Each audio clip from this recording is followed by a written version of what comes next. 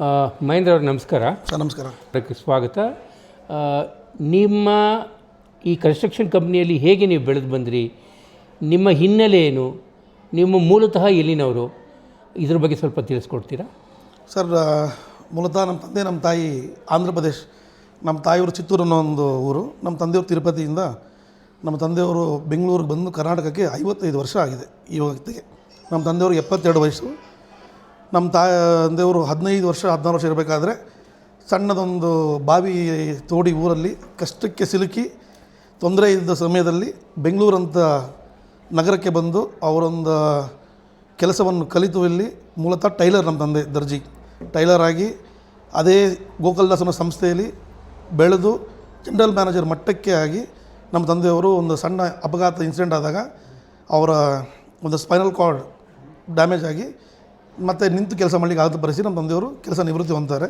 ನಮ್ಮ ತಾಯಿ she is basically home maker. ಒಂದು ಕಷ್ಟ ಹಂತದಲ್ಲಿ ನಮ್ಮ ತಾಯರು ಕೂಡ ನಮಗೆ ಕೂಲಿ ಕೆಲಸ ಮಾಡಿ ಕೂಡ ನಮ್ಮನ್ನು ಸಾಕಿದ ದಿನಗಳು ತುಂಬ ಇದೆ. ಆದರೂ ಎಲ್ಲೂ ಪಟ್ಟು ಬಿಡದೆ ನಮ್ಮನ್ನು ಅಂಥ ಕಷ್ಟ ಕಾಲದಲ್ಲೂ ಕೂಡ ಒಂದು ಪ್ರೈವೇಟ್ ಕಾನ್ವೆಂಟಿಗೆ ಸೇರಿಸಿ ನಮಗೆ ತಕ್ಕ ಮಟ್ಟ ವಿದ್ಯಾರ್ಹತೆ ಕೊಟ್ಟಿದ್ದಾರೆ, ನನಗೂ ಮತ್ತು ನನ್ನ ತಂಗಿಗೆ. ಸೊ ವಿದ್ಯಾರ್ಥಿ ಅನ್ನೋದಕ್ಕನ್ನು ಹೇಳಬೇಕಂದ್ರೆ ನಮಗೆ ವಿದ್ಯೆ ಅಲ್ಪ ಸ್ವಲ್ಪ ಜಾಸ್ತಿ ನಾವೇನು ಉತ್ತೀರ್ಣರಾಗಿಲ್ಲ. ಸೊ ಪ್ರಥಮ ದರ್ಜೆ PUC ಕಾಲೇಜ್ ಹೋದ ನಂತರ ನಮ್ಮ ವೈಯಕ್ತಿಕ ಪರಿಸ್ಥಿತಿಗಳಿಗಾಗಿ ಓದನ್ನು ಬಿಟ್ಟು ಕೆಲಸ ಮಾಡಲಿಕ್ಕೆ ಮುಂದೆ ಹೋಗ್ತೀನಿ. ಮೊದಲನೇ ದಿನ ಕೆಲಸಕ್ಕೆ ಹೋದಾಗ ನಮಗೇನು ಕೆಲಸ ಅಂತ ಗೊತ್ತಿಲ್ಲ. ಹೋದಾಗ ಒಂದು ಮರ ಕೆಲಸಕ್ಕೆ ಕರ್ಕೊಂಡು ಹೋಗ್ತಾರೆ, ಪಕ್ಕದ ಮನೆ ಹುಡುಗ ಸ್ನೇಹಿತ. ಸೊ ಮರ ಕೆಲಸ ಅಂತ ಶುರುವಾಗಿದ್ದು 2001ನೇ ಇಸ್ವಿಲಿ. 2003 ಮರ ಕೆಲಸ ಮಾಡಿದೆ. ನಂತರ ಆಗಿನ ತಂತ್ರಜ್ಞಾನ ಮಟ್ಟಕ್ಕೆ ಡ್ರೈ ವಾಲ್ ಪ್ಯಾನಲ್ಸ್ ಅನ್ನೋ ಒಂದು ಕಾನ್ಸೆಪ್ಟ್ ಬರುತ್ತೆ ಇಡೀ ಇಂಡಿಯಾಲಿ. 2001ರಲ್ಲಿ ಬಂದಿದ್ದು ಟೆಕ್ನಾಲಜಿ ಅದು ಇಂಡಿಯಾಗೆ. ನಾವು 2003ರಲ್ಲಿ ನಮ್ಮ ಪರಿಚಿತರಾಗ್ತೀವಿ. ಒಬ್ಬ ಕಾಂಟ್ರಾಕ್ಟರ್ ಅಂದರೆ ನಮ್ಮ ಗುರುಗಳು ಅನ್ನದಾತರು ಜಗದೀಶ್ ನಾಯ್ಡು ಅಂತ. ಅವರು ಇವತ್ತು ಭಾರತದಲ್ಲಿ ತುಂಬ ದೊಡ್ಡ ಮಟ್ಟದಲ್ಲಿರೋ ಒಂದು ಗುತ್ತಿಗೆದಾರರು. ಅವ್ರ ಹತ್ರ 3 ವರ್ಷ ಆಗ್ತದೆ ಕೆಲಸ ಮಾಡಿ. ನಂತರ 2006ರಲ್ಲಿ ಅವ್ರ ಹತ್ರದಿಂದ ಹೊರಗೆ ಬರ್ತೀನಿ. ಹೊರಗೆ ಬರೋ ಪರಿಸ್ಥಿತಿ ಏನಪ್ಪ ಅಂತ ಹೇಳಿದ್ರೆ ಆಗ ನನ್ನ ಮದುವೆ ಆಗಿರುತ್ತೆ. ಸೊ ಅಂಥ ಪರಿಸ್ಥಿತಿಯಲ್ಲಿ ಯಾವಾಗ ಹೊರಗಿನ ಕೆಲಸ ಇರೋದ್ರ ಕಾರಣ 2006ರಲ್ಲಿ ಹೊರಗೆ ಬರ್ತೀನಿ. ನಂತರ ಎಂಥ ಅವಕಾಶ ನಮಗೇನು ಸಿಗಲಿಕ್ಕಿಲ್ಲ. ಮತ್ತು ಬಿಗ್ ಬಾಜಾರ್ ಅನ್ನೋ ಒಂದು ಕಂಪನೀಲಿ ಫರ್ನಿಚರ್ ಹೆಡ್ಡಾಗಿ ಜಾಯ್ನ್ ಆಗಿ 1 ವರ್ಷ ಕೆಲಸ ಮಾಡ್ತೀನಿ. ಸೊ 2008ರಲ್ಲಿ ಈ ಎವರೆಸ್ಟ್ ಅನ್ನೋ company they came with fibre cement boards, ಅಂದರೆ ಸಿಮೆಂಟಿನ ಶೀಟ್ಸ್ ಅನ್ನೋ ಇದರೊಂದು ಮ್ಯಾನುಫ್ಯಾಕ್ಚರಿಂಗ್ ಯೂನಿಟ್ ಘಟಕ ಸ್ಥಾಪನೆ ಮಾಡಿ ನಾಸಿಕಲ್ಲಿ ಅವರು ಮಾರ್ಕೆಟಿಗೆ ಸುಪರಿಚಿತರಾಗ್ತಾರೆ. ಸೊ ಮೊದಲನೇ ನಾವು ಕೆಲಸ ಮಾಡಬೇಕಿದ್ದು ಒಂದೇ ಕಂಪನಿ, ಅದು ಚಾರ್ಮಿನಾರ್ ಕಂಪನಿ ಮಾತ್ರ ಇತ್ತು. ನಂತರ ಇವರು ಬರ್ತಾರೆ ಎವರೆಸ್ಟ್ ಅವರೊಂದು ಸಣ್ಣ ಒಂದು ಟ್ರೈನಿಂಗ್ ಪ್ರೋಗ್ರಾಮ್ ಅಂತ ಹೇಳ್ತಾರೆ. ಆಗ ನಮ್ಮ ತಿಳಿದ ಸ್ನೇಹಿತರೊಬ್ಬರು ನಮಗೊಂದು ಅವಕಾಶ ಕೊಟ್ಟು ಬನ್ನಿ ಟ್ರೈನಿಂಗ್ ಅಂತ ಕರೀತಾರೆ. ಮಾಡಿರೋ ಕೆಲಸ ಆಗಿರೋದ್ರಿಂದ ಹೋದಾಗ ತುಂಬ ಸುಲಭವಾಗಿ ಒಂದು ಪ್ರಾಜೆಕ್ಟ್ ಮುಗಿಸ್ತೀವಿ ಕೇರಳಲ್ಲಿ, ಕ್ಯಾಲಿಕಟ್ಟಲ್ಲಿ. ಅದಾದ ನಂತರ ಕಂಪನಿಯವರು ನಮ್ಮನ್ನು ನೋಡಿ ನಿಮಗೆ ಗುತ್ತಿಗೆದಾರ ಮಾಡಬಾರಂತ ಹೇಳಿ ಒಂದು ಅವಕಾಶ ಕೊಡ್ತಾರೆ. ಆ ಟೈಮಲ್ಲಿ ನಮಗೆ ತುಂಬ ಸಹಾಯ ಮಾಡಿದವರು ಮಿಸ್ಟರ್ ರಮೇಶ್ ಅಂತ, ಬಿಲ್ಮೇಟ್ ಅಂತ ಕಂಪನಿ ಅವ್ರದ್ದು. ಅವರು ಮೂಲತಃ ಬೆಂಗಳೂರಿನವರು.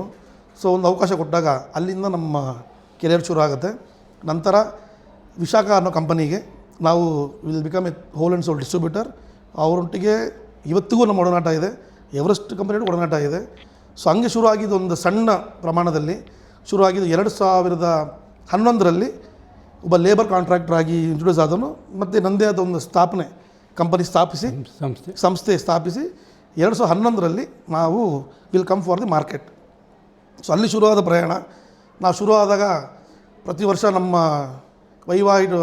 ವಹಿವಾಟು ಕೇವಲ 35-40 ಲಕ್ಷವರೆಗೂ ನಾವು ದಾಟಿರ್ತೀವಿ 2008ರಿಂದ 3 ವರ್ಷದಲ್ಲಿ. 2011ರ ನಂತರ ನಮ್ಮ ವಹಿವಾಟು ಅದಕ್ಕನ್ನು 30 ಪಟ್ಟು ಬೆಳೆಯುತ್ತೆ, ಸಂಸ್ಥೆ ಬೆಳೆಯುತ್ತೆ.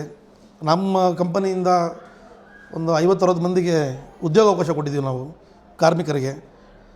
ಕಂಪನಿ ಅಂತ ಬೆಳೆದು ಮೊದಲು ನಾವು ಬೆಂಗಳೂರು ಮುಟ್ಟಿ ನಂತರ ಮಂಗಳೂರು, ಚಿಕ್ಕಮಗಳೂರು ಮತ್ತು ಪಾಂಡಿಚೇರಿ, ಗೋವಾ, ಮುಂಬೈ, ಗುಜರಾತ್ ಈ ಥರ ಭಾರತ ದೇಶದ ಹಲವು ನಗರಗಳಲ್ಲಿ ನಮ್ಮ ಕೆಲಸ ಮಾಡಿದ್ದೀವಿ. ಈಗಲೂ ಭಾರತ ದೇಶದಲ್ಲಿ ಸುಮಾರು ಒಂದು 8-9 ರಾಜ್ಯಗಳಲ್ಲಿ ನಮ್ಮ ಕೆಲಸ ನಡೀತಾ ಇದೆ. ವಿಶಾಖ ಅನ್ನೋ ಕಂಪನಿಗೆ ನಾವು 2011ರಿಂದ 2019ವರೆಗೂ ಸೌತ್ ಇಂಡಿಯನ್ ಸೂಪರ್ ಸ್ಟಾಕಿಸ್ಟ್ ಆಗಿ ಅತ್ಯದ್ಭುತವಾದ ಒಂದು ಮಾರ್ಕೆಟಿಂಗ್ ಮಾಡಿ we are the topper in Vishakha. ಹಾಗೆ ಎವರೆಸ್ಟ್ ಕಂಪನಿ ಕೂಡ ಮಾಡಿದ್ದೀವಿ. ನಾನು ಸಾಮಾನ್ಯ ಒಂದು 20 ದೇಶ ಪ್ರಯಾಣಿಸಿರ್ತೀನಿ.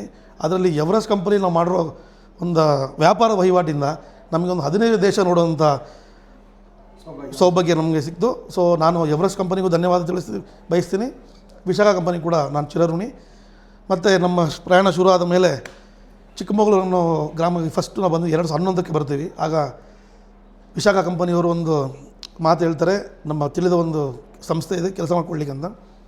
2011ಕ್ಕೆ ನಾವು ಬಂದು ಮಿಸ್ಟರ್ ಗ್ಯಾರಿ ಲೋಬೋ ಅವ್ರನ್ನ ಭೇಟಿಯಾಗಿ ಅವರು ಮೊದಲನೇ ಒಂದು ಅವಕಾಶ ಕೊಡ್ತಾರೆ ಕೆಲಸ ಮಾಡಲಿಕ್ಕೆ ಚಿಕ್ಕಮಗಳೂರಲ್ಲಿ. ಸೊ ಆ ರೀತಿ ಚಿಕ್ಕಮಗಳೂರಲ್ಲಿ ನಮ್ಮ ಪ್ರಯಾಣ ಶುರು ಆಗಿದ್ದು. ಇವತ್ತು ಸೆಂಟ್ ಮೇರಿಸ್ ಸಂಸ್ಥೆ ಎಲ್ಲ ಕೆಲಸಗಳು ನಾವೇ ಮಾಡುವಷ್ಟು ತಪ್ಪಮಟ್ಟಿಗೆ ನಮಗೆ ನಂಬಿಕೆ ಮಾಡಿ ಕೊಟ್ಟಿದ್ದಾರೆ. ನಾವೊಬ್ಬ ಗುತ್ತಿಗೆದಾರರಾಗಿ ಬಂದು ಇವತ್ತು ಅವರೊಟ್ಟಿಗೆ ಒಂದು ಸ್ನೇಹಿತರಾಗಿ ಬೆಳವಣಿಗೆಯಾಗಿ ನಮ್ಮ ಮಕ್ಕಳು ಸಹ ಇದೇ ಸಂಸ್ಥೆಯಲ್ಲಿ ಓದಿ ನಮ್ಮ ಮಕ್ಕಳು ಸಹ ಹೊರದೇಶಕ್ಕೆ ಓದುವಂಥ ಒಂದು ಒಳ್ಳೆಯ ವಿದ್ಯಾಭ್ಯಾಸ ಕೊಟ್ಟ ನಮ್ಮ ಸೆಂಟ್ ಮೇರಿಸ್ ಸಂಸ್ಥೆ ಕೂಡ ನಾನು ಕೃತಜ್ಞತೆ ತೋರಿಸೋಕ್ಕೆ ಇಷ್ಟಪಡ್ತೀನಿ. ಕನ್ಸ್ಟ್ರಕ್ಷನ್ ಫೀಲ್ಡಲ್ಲಿ ನಿಮ್ಮ ಸ್ಪೆಷಲೈಸೇಷನ್ ಏನು? ನೀವು ಏನೇನು ನಿಮ್ಮ ಆದ್ಯತೆಯಾಗಿ ನೀವು ಬಳಸ್ತಾ ಇದ್ದೀರಾ? ಸರ್, ಈಗ ಕನ್ಸ್ಟ್ರಕ್ಷನ್ ಫೀಲ್ಡಲ್ಲಿ 2 ಥರವಾದ ಕನ್ಸ್ಟ್ರಕ್ಷನ್ ಇರುತ್ತೆ. ಒಂದು ಡ್ರೈ ಕನ್ಸ್ಟ್ರಕ್ಷನ್, ಒಂದು ವೆಟ್ ಕನ್ಸ್ಟ್ರಕ್ಷನ್. ವೆಟ್ ಕನ್ಸ್ಟ್ರಕ್ಷನ್ ಅಂದರೆ ಕನ್ವೆನ್ಷನಲ್ ಮೆಥಡ್. ನಮ್ಮ ಹಳೆ ತಾತಂದಿರು, ತಂದೆದಿರು, ಅಜ್ಜಿದಿರು ಮಾಡಿದಿಲ್ಲಪ್ಪ ಅಂದರೆ ಗೋಡೆ ಕಟ್ಟಬೇಕು, ಅದಕ್ಕೆ ನೀರು ಹಾಕಬೇಕು, ಕ್ಯೂರಿಂಗ್ ಮಾಡಬೇಕು. ಸೊ ಒಂದು ಮನೆ ಕಟ್ಟಲಿಕ್ಕೆ ಸಾಧಾರಣ ಅವರಿಗೆ 3 ತಿಂಗಳು 4 ತಿಂಗಳು ಆಗುವಂಥ ಪರಿಸ್ಥಿತಿ ಇತ್ತು. ಈಗ ಈ ಡ್ರೈ ಕನ್ಸ್ಟ್ರಕ್ಷನನ್ನು ಹೇಗಂತ ಹೇಳಿದ್ರೆ, ನಿಮಗೆ ಒಂದು ಮನೆ ಕಟ್ಟಬೇಕಂದ್ರೆ ಸಾಧಾರಣ 45 ದಿನದಲ್ಲಿ ನಿಮ್ಮ ಮನೆ ಕಟ್ಟಿ ಮುಗಿಸ್ಬೋದು. ಸೊ ಎಂಟೈರ್ ಡಿಫ್ರೆಂಟ್ ಟೆಕ್ನಾಲಜಿ ನಮಗೂ ಕಲೀಲಿಕ್ಕೆ ಪ್ರತಿದಿನ ಒಂದು ಬರ್ತಾನೆ ಇರುತ್ತೆ. ಸೊ ಪ್ರತಿ 10 ವರ್ಷಕ್ಕೆ ಮಾರ್ಕೆಟ್ ಬದಲಾವಣೆ ಆಗುತ್ತೆ ನಮಗೆ. ಸೊ ಆ ರೀತಿ ಈಗಿನ ಒಂದು 10-15 ವರ್ಷದಿಂದ ಏನು ಒಂದು ಬದಲಾವಣೆ ಆಗಿದೆ ಅಂದರೆ, ಎವ್ರಿಬಡಿ ವಾಂಟ್ಸ್ ಈ ರ್ಯಾಪಿಡ್ ಕನ್ಸ್ಟ್ರಕ್ಷನ್, ಬೇಗ ಆಗಲಿಕ್ಕೆ ಬಯಸ್ತಾರೆ. ಮತ್ತೊಂದು ಏನಪ್ಪ ಅಂದರೆ, ನಮ್ಮ ಕನ್ಸ್ಟ್ರಕ್ಷನಲ್ಲಿ ನಿಮಗೆ ಮನೆ ಮುಂದೆ ಜಲ್ಲಿ ತಂದಾಕಿ, ಸಿಮೆಂಟ್ ತಂದಾಕಿ, ಕಾಂಕ್ರೀಟ್ ಹಾಕಿ ಇಂಥ ಯಾವುದೂ ಇದರೆಲ್ಲ ಮತ್ತು ಡಸ್ಟ್ ಅನ್ನೋದು ಬರಲಿಕ್ಕಿಲ್ಲ. It's 100% dry construction. ನಿಮ್ಗೆ ಎಷ್ಟೇ ಕೆಲಸ ಹೋಗಿ ಕೆಲಸ ಆಗೋದು ಗೊತ್ತಾಗಲ್ಲ, ಪಕ್ಕದವ್ರು ಕೂಡ ತೊಂದರೆ ಕೊಡ್ತೀರಾ, ನಿಮ್ಮ ಕೆಲಸ ಮುಗಿಸ್ಕೊಳ್ಳೋದು ಸುಲಭವಾದ ಒಂದು ತಂತ್ರಜ್ಞಾನ. ಅಂದರೆ ಇಲ್ಲಿ ನೀವು ಯೂಸ್ ಮಾಡೋವಂಥದ್ದು ಕೇವಲ ಪ್ಯಾನೆಲ್, ರೆಡಿಮೇಡ್ ಗೋಡೆ, ಕಬ್ಬಿಣ ಮತ್ತು ರೆಡಿಮೇಡ್ ಗೋಡೆ ಎರಡನ್ನ ಬಳಸ್ಕೊಂಡು ನೀವು ಎಂಥ ನಿರ್ಮಾಣವನ್ನಾದರೂ ನೀವು ಮಾಡ್ತೀರಾ. ಹೌದು ಸರ್, ಹೌದು. ಆದರೆ ಈಗ ತುಂಬ ಜನ ಹೇಳೋದು ನಾವು ಕೇಳಿದ್ದೀವಿ, ಇಂತಹ ನಿರ್ಮಾಣ ಪ್ರಕೃತಿಗೆ ಸ್ವಲ್ಪ ವಿರುದ್ಧವಾಗಿ ಇರ್ಬೋದೇನೋ ಅನ್ನೋ ಒಂದು ನಂಬಿಕೆ ಕಾಡ್ತಾ ಇದೆ. Whether it is eco friendly or whether it is anti eco friendly? Sir, ಇದು 100% ಇಕೋ ಫ್ರೆಂಡ್ಲಿನೇ. ಯಾಕಂದರೆ ಇದರಲ್ಲಿ ಬಳಸುವಂಥ ಪ್ರತಿಯೊಂದು ಮ್ಯಾನುಫ್ಯಾಕ್ಚರಿಂಗ್ ಸಂಬಂಧಪಟ್ಟಂಥ ಏನೇನು ನಿಮಗೆ ಇಂಗ್ರೀಡಿಯೆಂಟ್ಸ್ ಇರುತ್ತೆ, ಸಿಮೆಂಟ್ ಆಗಲಿ, ಫ್ಲೈ ಆ್ಯಶ್ ಆಗಲಿ, ಮತ್ತು ನಿಮಗೆ ಅಡಿಟಿವ್ಸ್ ಆಗಲಿ, ಎಲ್ಲ ಇಕೋ ಫ್ರೆಂಡ್ಲಿ ಪ್ರಾಡಕ್ಟ್ ಇರುತ್ತೆ. ಇಟ್ಸ್ 100% ಎನ್ವಿರಾನ್ಮೆಂಟ್ ಫ್ರೆಂಡ್ಲಿ ಪ್ರಾಡಕ್ಟ್ ನಿಮಗೆ ಆಗಿರೋದ್ರಿಂದ ನಿಮಗೆ ಯಾವುದೇ ಕಾರಣ ಕೆಲಸ ಮಾಡೋರಿಗೆ ಆಗಲಿ, ಇರೋರಿಗೆ ಆಗಲಿ, ವಾಸ ಮಾಡೋರಿಗೆ ಇಂಥ ತೊಂದರೆ ಆಗೋ ಚಾನ್ಸಸ್ ಇಲ್ಲ. ಮೊರೋವರ್ ನಿಮ್ಗೆ ಇನ್ನೊಂದು ಏನಪ್ಪ ಅಂತ ಹೇಳಿದ್ರೆ, ಈ ಕನ್ಸ್ಟ್ರಕ್ಷನಲ್ಲಿ ನಿಮಗೆ ನೀವು 1 ವರ್ಷ ಕಷ್ಟಪಟ್ಟು ಗೋಡೆ ಕಟ್ಟಿ ಮಾಡುವಂಥ ಒಂದು ಕನ್ಸ್ಟ್ರಕ್ಷನ್ ಮಾಡುವಂಥ ಇದರಲ್ಲಿ ಈ ಕನ್ಸ್ಟ್ರಕ್ಷನ್ ಮಾಡಿದಾಗ ನೀವು 3 ತಿಂಗಳಲ್ಲಿ ನಿಮ್ಮ ಕೆಲಸ ಮುಗಿಸ್ಬೋದು. ಸೊ ನಿಮಗೆ ಸುಲಭವಾಗಿ ಕೆಲಸ ಅಂದರೆ ತುಂಬ ಬೇಗ ನಿರ್ಮಾಣ ಆಗುವಂಥ ಒಂದು ವ್ಯವಸ್ಥೆ ಇದರಲ್ಲಿದೆ. ಆದರೆ ನೀವು ಹೇಳಿದಾಗೆ ಏನು ಡೂಸ್ ಆ್ಯಂಡ್ ನೋಸ್ ಅಂದಾಗ ನಾವು ಯಾವುದೇ ಅಲ್ಲಿ ಒಪ್ಕೊಳ್ಳೋ ಸ್ವಲ್ಪ ತುಂಬ ಲೇಟ್ ಆಗುತ್ತೆ. ನಮ್ಮ ಸಿಸ್ಟಮ್ ಆ ಥರ ಇದೆ. ಈ ಟೆಕ್ನಾಲಜಿ ಎಲ್ಲ ಹೊರದೇಶದಲ್ಲಿ ಆಸ್ಟ್ರೇಲಿಯಾ, ಅಮೇರಿಕಾ ಇದೆಲ್ಲ ಬಂದು ಸುಮಾರು ಒಂದು 50-60 ವರ್ಷ ಆಗಿದೆ ಸರ್. ಇದೆಲ್ಲ ಇದೇನು ಹೊಸ ಟೆಕ್ನಾಲಜಿ ಅಲ್ಲ. ನಮ್ಮ ದೇಶಕ್ಕೆ ಬರಲಿಕ್ಕೆ ಲೇಟ್ ಆದಷ್ಟೇ ಬಿಟ್ಟರೆ, ಈ ಟೆಕ್ನಾಲಜಿನ ಹೊರದೇಶನವರು 50-60 ವರ್ಷ ಬಳಸ್ತಾ ಇದ್ದಾರೆ. ಏನಕ್ಕೆ ಇದನ್ನು ಬಳಸೋ ಉದ್ದೇಶ ಏನಪ್ಪ ಅಂದರೆ, ಪ್ರಕೃತಿ ವಿಕೋಪಕ್ಕೆ ಬಂದಾಗ, ಅರ್ಥಕ್ವೇಕೋ ಏನೋ ಒಂದು ಬಂದಾಗ, ನಾವು ನಾರ್ಮಲಿ ಕನ್ಸ್ಟ್ರಕ್ಟ್ ಮಾಡಿದಾಗ ಆ ಗೋಡೆ ಬಿದ್ದಾಗ ಮನೆಯಲ್ಲಿರೋರು ಯಾರು ಉಳಿಲಿಕ್ಕೆ ತುಂಬ ಚಾನ್ಸಸ್ ಕಡಿಮೆ ಇರುತ್ತೆ. ಈ ಥರ ಕನ್ಸ್ಟ್ರಕ್ಷನ್ ನೀವು ಮಾಡಿದಾಗ 99% ಯಾರಿಗೆ ತೊಂದರೆ ಆಗ್ದಿರ, ಜೀವಕ್ಕೆ ಅಪಾಯ ಇಲ್ದಿರ ಬರ್ಬೋದು ಅನ್ನೋ ಒಂದು ನಂಬಿಕೆ ಇದೆ. ಹಾಗಾಗಿ ಈ ಕನ್ಸ್ಟ್ರಕ್ಷನ್ನ ತುಂಬ ಬೇಗ ಬೆಳೀತಾರೆ ಸರ್. ಓಕೆ ಮಹೇಂದ್ರ ಅವರೇ, ಫೈರ್ ಸೇಫ್ಟಿಗೂ ಚೆನ್ನಾಗಿರುತ್ತೆ ನಿಮಗೆ. ಯಾಕೆಂದರೆ ಇದರಲ್ಲಿ ಬಳಸುವಂಥ ಪದಾರ್ಥ ಫ್ಲೈ ಆ್ಯಶ್. ಆಲ್ರೆಡಿ ಅದನ್ನು ಕಲ್ಲಿದ್ದಲನ್ನ ಪುಡಿ ಮಾಡಿ ಬರೋ ಫ್ಲೈ ಆ್ಯಶ್ನ ಇನ್ನೇನು ಫೈರ್ ಅಂತೂ ಆಗಲಿ ಚಾನ್ಸ್ ಇಲ್ಲ. ಮತ್ತು ನೀವು ಮಾತಾಡೋಂಥ ಶಬ್ದ ಕೂಡ ಪಕ್ಕಕ್ಕೆ ಟ್ರಾನ್ಸ್ಮಿಷನ್ ಆಗೋಲ್ಲ.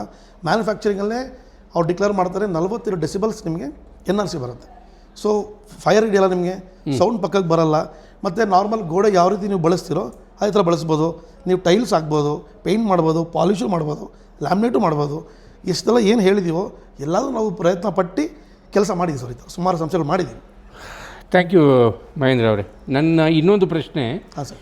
ಸಾಮಾನ್ಯವಾಗಿ ಈಗ ಯಾವುದೇ ಒಂದು ಕನ್ಸ್ಟ್ರಕ್ಷನ್, ಯಾವುದೇ ಒಂದು ನಿರ್ಮಾಣ, ಒಂದು ಉದಾಹರಣೆಗೆ ಒಂದು 5 ಅಂತಸ್ತಿನ ಕಟ್ಟಡ ಅಂತ ಅಂದ್ಕೊಳ್ಳೋಣ. ಅದಕ್ಕೆ ನೀವು ಡ್ರೈ ವೇ ಅಂತ ಹೇಳಿದ್ರಲ್ಲ, ಡ್ರೈ ವಾಲ್ ಅಂತ ಸಿಸ್ಟಮ್. ಹೌದು, ಡ್ರೈ ವಾಲ್ ಸಿಸ್ಟಮಲ್ಲಿ ಔಟ್ ಆಫ್ ಬಾಕ್ಸ್ ಉದಾಹರಣೆಗೆ ನಾನು ಹೇಳ್ತಾ ಇದ್ದೀನಿ, ಒಂದು 2 ಕೋಟಿ ರೂಪಾಯಿ ಖರ್ಚಾಗುತ್ತೆ ಅಂತ ಇಟ್ಕೊಳ್ಳೋಣ. ನಿಮ್ಮ ತಂತ್ರಜ್ಞಾನ ಬಳಸ್ಕೊಂಡ್ರೆ ಎಷ್ಟಾಗ್ಬೋದು ಮತ್ತು ಅದು ಕಮ್ಮಿ ಆದರೆ ಅದನ್ನೇ ಯಾಕೆ ಬಳಸಬೇಕಾಯಿತು ಅನ್ನೋ ಒಂದು ಪ್ರಶ್ನೆ ಬರುತ್ತೆ. ಜಾಸ್ತಿ ಆದರೆ ನನಗೆ ಯಾವ ಥರ ಇದು ನನಗೆ ಪ್ರಾಫಿಟ್ ಕೊಡ್ತಾ ಇದೆ ಅಂತ ಪ್ರಶ್ನೆ ಆಗುತ್ತೆ. ಸರ್ ನಾನು ಆಗಲೇ ಹೇಳಿದಾಗ ನಿಮಗೆ ಪ್ರಾಫಿಟ್ ಅನ್ನೋದು ಎರಡು ಥರ ಬರುತ್ತೆ ಸರ್.